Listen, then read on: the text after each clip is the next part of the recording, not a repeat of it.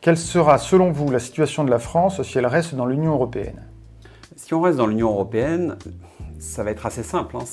Nous allons continuer la trajectoire que nous prenons depuis une trentaine d'années.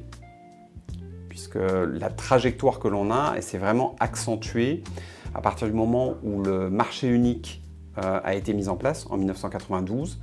Et donc cette trajectoire, elle est dramatique. C'est l'appauvrissement. Le salaire médian en France a reculé de 20% depuis 2000. Donc ça sera l'appauvrissement de la population, une baisse des pensions de retraite, des hôpitaux qui manquent toujours plus de moyens. Ça sera une calamité.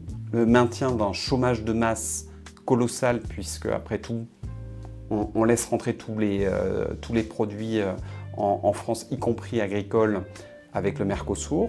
C'est la destruction plus encore de notre industrie automobile avec l'arrivée des constructeurs chinois, surtout à partir du moment où ils construiront leurs véhicules en Europe. Qu'est-ce qui se passera autrement? Je pense qu'il y aura une satellisation encore amplifiée de l'Europe. On le voit aujourd'hui, en 1992, on nous a vendu le traité de Maastricht comme un traité qui allait nous permettre de peser. Et à l'époque, c'était par rapport aux États-Unis et par rapport au Japon. C'était le Japon, l'autre grande puissance. On voit que ce n'est absolument pas le cas. Et déjà aujourd'hui, nous sommes largement satellisés. Et l'exemple de Trump est frappant. Si nous restons dans l'Union européenne, là, on sera vraiment plus qu'une espèce de province disputée par les intérêts chinois et états-uniens qui rachèteront petit à petit de plus en plus d'entreprises européennes, puisque selon les règles de Bruxelles, on n'est pas censé dire non au rachat, même si parfois nos politiques font des cas particuliers en freinant certains rachats. Au global, il y a toujours un tombereau de rachats de la part des grandes puissances.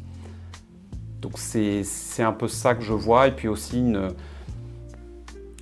continuation de la déconstruction de nos services publics. Si nous restons dans l'Union européenne et si on se projette un peu loin, mais évidemment il n'y a plus de service public du ferroviaire, donc ça sera un nouveau service encore plus cher, ça sera un service de l'énergie toujours plus cher et qui profitera à des acteurs privés qui trouveront des rentes totalement extravagantes, et probablement une réduction du service public de la santé et de l'éducation, avec une progression d'un système qui se rapprochera du système états-unien qui est une aberration.